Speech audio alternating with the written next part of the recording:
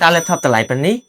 អាចលេងហ្គេមធំនិងកាត់តវីដេអូកម្រិត 4K បានរលូនហើយតោះថ្ងៃនេះយើងមកដឹងពីសមត្ថភាពពិតរបស់ laptop Acer Predator Helios Neo 16ទាំងអស់គ្នា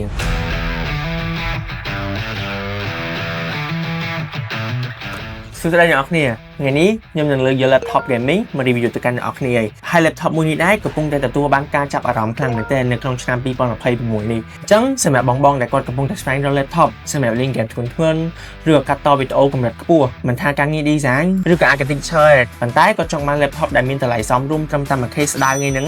ខ្ញុំគិតថា laptop មួយនេះគឺជាជម្រើសដ៏ល្អបំផុតសម្រាប់ពួកគាត់អញ្ចឹងសម្រាប់ computer នៅខាងមុខនេះបើអ្នកនរគ្នាចាប់អារម្មណ៍អាចរកបាននៅ PTC Computer ឬគ្រាន់តែចូល website PTC Computer ដែលខ្ញុំនឹងដាក់ link នៅខាងក្រោមនេះបន្ទាប់មកអ្នកនរគ្នាអាចឆែកទៅមើល spec detail បាន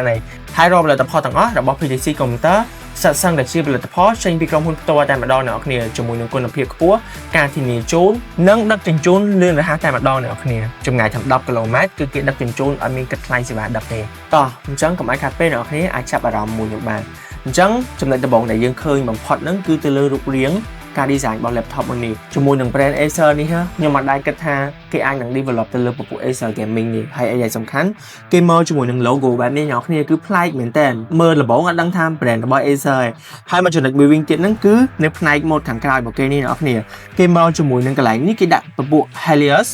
នៅកណ្ដាលនេះ Neo ហើយជាមួយនឹងគេនេះគេដាក់16អញ្ចឹងបញ្ជាក់ពី brand Acer ពពួក Predator Helios Neo 16នឹងច្បាស់ហ្មងអ្នកនរគ្នាជាមួយនឹងការ design ទៅលើ pod របស់គេអ្នកនរគ្នា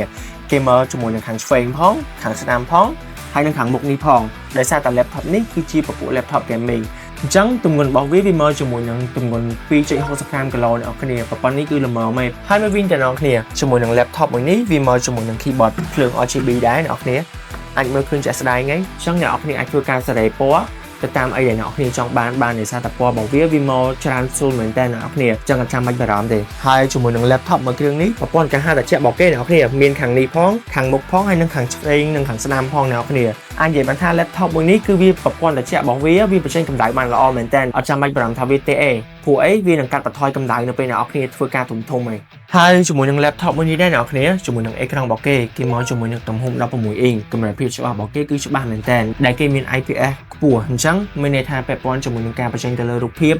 ឬក៏វីដេអូអីអត់ចាំបាច់បារម្ភអ្នកនរគ្នាវាបញ្ចេញពណ៌ដិតច្បាស់មែនតើហើយជាមួយនឹងកាមេរ៉ាអេក្រង់របស់គេវិញអ្នកនរគ្នាធំតែប៉ុណ្្នេះគឺស្ដើងមែនតើសម្រាប់អ្នកគាត់ស្រឡាញ់ពពួក gaming laptop ស្ដើងអីហ្នឹងអ្នកនរគ្នាអាចកលេចមកមើល model មួយនេះបានហើយមួយវិញទៀតអ្នកនរគ្នាចំណុចដែលយើងគួរចាប់អារម្មណ៍ជាមួយនឹង laptop មួយគ្រឿងនេះពី frame rate របស់គេរហូតដល់240 Hz ដល់អ្នកនរគ្នាគឺធំមែនតើអញ្ចឹងបើអ្នកនរគ្នាមានការងារលេង game ឬក៏ការងារដែល multitask ច្រើនក្នុងពេលតែមួយបើក 3-4 ថាអីហ្នឹងអត់ចាំបាច់បារម្ភទេគឺធ្វើការរលូនមកអញ្ចឹងទៅលើការ design ជាមួយនឹងរូបរាងខាងក្រៅរបស់គេខ្ញុំ summary ខ្លីៗជូនអ្នកនរគ្នាប៉ុណ្ណឹងតោះឥឡូវយើងចូលមកដល់ចំណុចសំខាន់គឺទៅលើ performance របស់ laptop មួយនេះដោយសារតែ laptop មួយនេះវាមកជាមួយនឹងប្រភេទ CPU Intel Core i7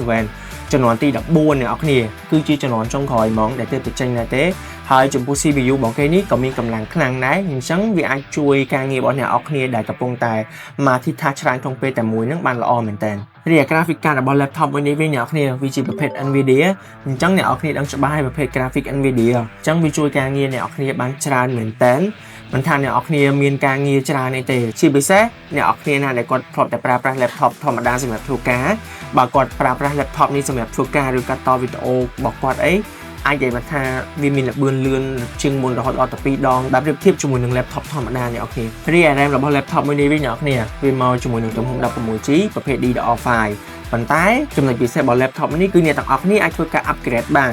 upgrade រហូតដល់ 64GB បានអ្នកនរគ្នាដោយសារ laptop នេះវា support ដល់ 64GB ប្រភេទ DDR5 អ្នកនរគ្នា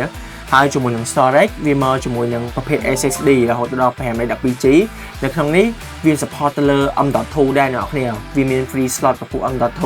អញ្ចឹងបើសិនជាអ្នកនរគ្នាចង់ធ្វើការផ្លាស់ប្ដូរទៅជាពពួក M.2 ក៏បានដែរហើយម៉ាស៊ីននេះដែរអ្នកនរគ្នាវាក៏មកជាមួយនឹងប្រភេទ Windows 11 Home License ចេញពីក្រុមហ៊ុនផ្ទាល់ដែរអ្នកនរគ្នាតោះឥឡូវយើងនិយាយពីថ្មរបស់ laptop មួយនេះវិញអញ្ចឹងថ្មរបស់គេមកលើកនេះបានមកពាក់ដោយថ្ម 4C អ្នកនរគ្នាអញ្ចឹងអាចប្រើប្រាស់ចន្លោះ3ម៉ោងទៅ5ម៉ោងបានអាស្រ័យទៅលើការងារដែលអ្នកនរគ្នាប្រើប្រាស់ជាក់ស្ដែងអញ្ចឹងទៅហើយបើសិនអ្នកនរគ្នាចង់បាន performance ខ្ពស់នៅក្នុងការលេង game ឬកាត់តវីដេអូអីហ្នឹងអ្នកនរគ្នាអាចសាកជាមួយនឹង charger បានដើម្បីឲ្យ performance វាអត់ធ្លាក់ហើយវានៅតែបន្តទៅលើ performance ដែលខ្ពស់របស់វាបានហើយមួយវិញទៀតអ្នកនរគ្នាជាមួយនឹង laptop មួយនេះ